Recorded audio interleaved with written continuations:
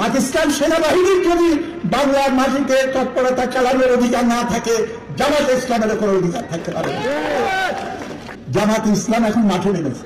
আমি তো বলি জামাত ইসলাম 16 ডিসেম্বর 71 সালে এই মাঠে যে আত্মসমর্পণের দলিল হয়েছিল, সেখানে পরিষ্কার করে লেখা ছিল, আমরা পাকিস্তানের সেনাবাহিনী এবং অন্যান্য অক্সিলারি ফোর্স সহ নিঃশর্ত আত্মসমর্পণ করিলাম। অক্সিলারি ফোর্স মানে কি?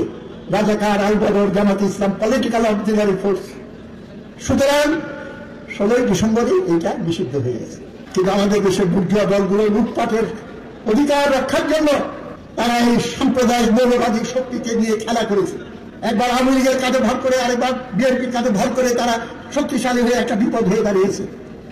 আজকে ভাত কাপড়ের লড়াইকে অগ্রসর করেন এবং তাদের প্রকৃত ধর্মপ্রাণ মানুষ, তারা প্রত্যেকেই মানুষের ইহলৌকিক জীবনের অধিকারগুলো প্রতিষ্ঠা করতে চায়। কিন্তু যারা ধর্ম নিয়ে ব্যবসা করে তারা হলো ভিন্ন জাতের। এই দুটাকে এক করে দেখা কোনো রকমই ঠিক না।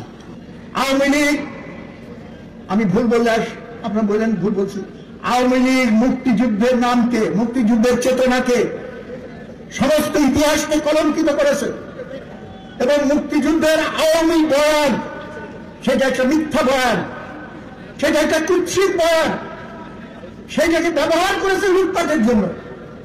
আমরা আওয়ামী লীগের বয়ানের কবর চাই, কিন্তু সেই কারণে মুক্তিযুদ্ধকে যদি কেউ কবর দিতে আসেন, আরেকবার প্রস্তুত হয়ে যান। আমরা অস্ত্র জমা দিয়েছি, ট্রেনিং জমা দিই নাই। 71-এর মুক্তিযুদ্ধের মতো আমরা আবার গর্জে উঠব। অনেকে অধ্যর্থপূর্ণ অনেক কথা বলার চেষ্টা করছেন। সংবিধানে পরিষ্কার আছে যে প্রজাতন্ত্রের মালিক হলো জনগণ। আমি এই সরকারের কাছে, সকলের কাছে আমি প্রশ্ন রাখতে চাই, আপনারা যদি বিশ্বাস করেন যে প্রজাতন্ত্রের মালিক জনগণ, জনগণের ক্ষমতায় নিশ্চিত করেন, সমস্যার সমাধান সেখানেই হবে।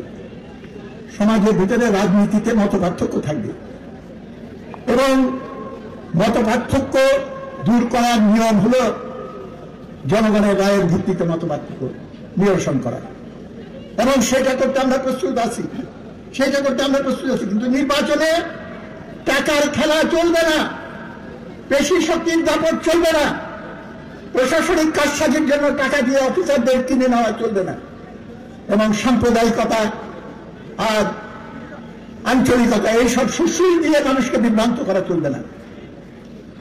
এই সংস্কারগুলো খুবই গুরুত্বপূর্ণ এবং এইগুলো করে আমাদের নির্বাচন ব্যবস্থার প্রয়োজনীয় সংস্কার যদি করা সম্ভব হয়, সংখ্যানুপাতিক ব্যবস্থা সেটা যদি করতে পারেন ভালো।